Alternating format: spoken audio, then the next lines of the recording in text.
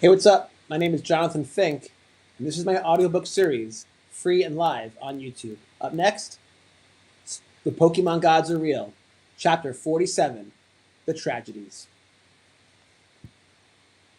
Every religion carries its tragedies.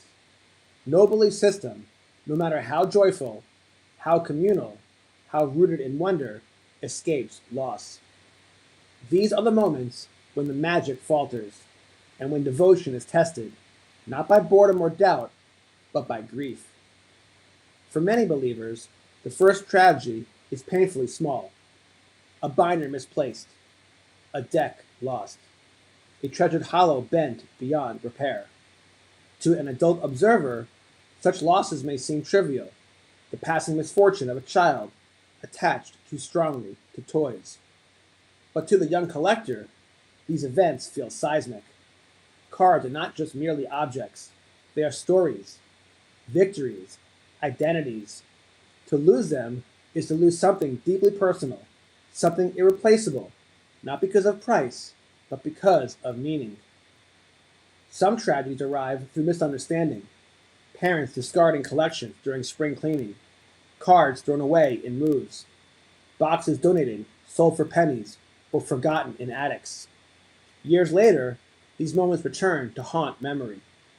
The adult collector remembers the shoebox of first editions, the stack of hollows, the relics that would now be worth fortunes, yet whose true value lay in the vanished past. Regret becomes its own form of tragedy. There are also tragedies of destruction: floods, fires, accidents, sudden events that erase collections in minutes. Entire history is reduced to warped foil and ash. These losses sting with a peculiar cruelty because collections are cumulative. They represent years of patience, chance, and devotion. The community, too, has known tragedy. Local card shops closing under economic strain, leagues dissolving when interest wanes, gathering places vanishing, leaving collectors and players scattered.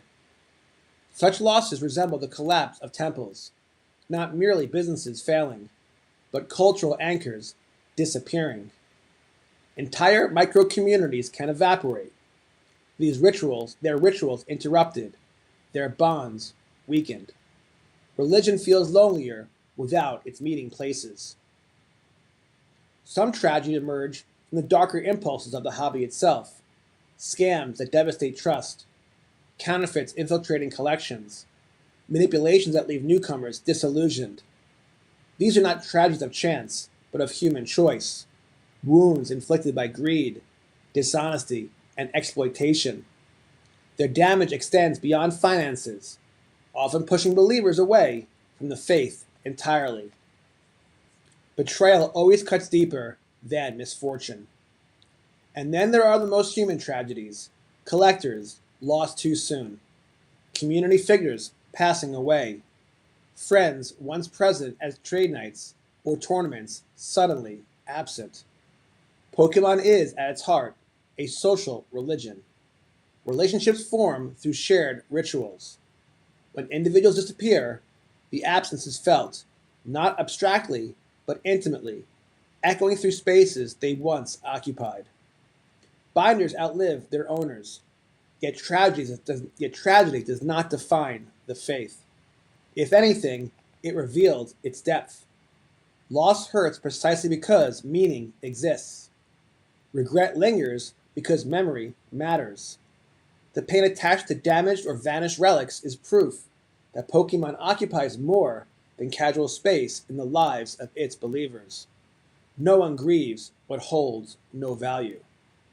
The Pokemon gods, indifferent as they may seem, preside silently over these moments. They do not prevent tragedy, but they shape its aftermath. A collector rebuilds, a lost passion rekindles, a community rallies around a fallen shop or grieving friend.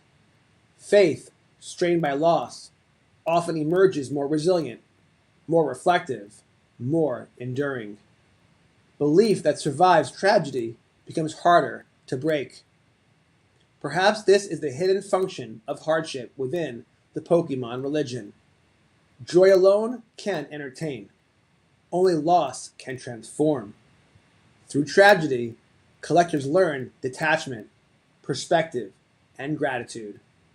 They come to understand that while trading cards carry meaning, meaning ultimately lives within experience, memory, and connection.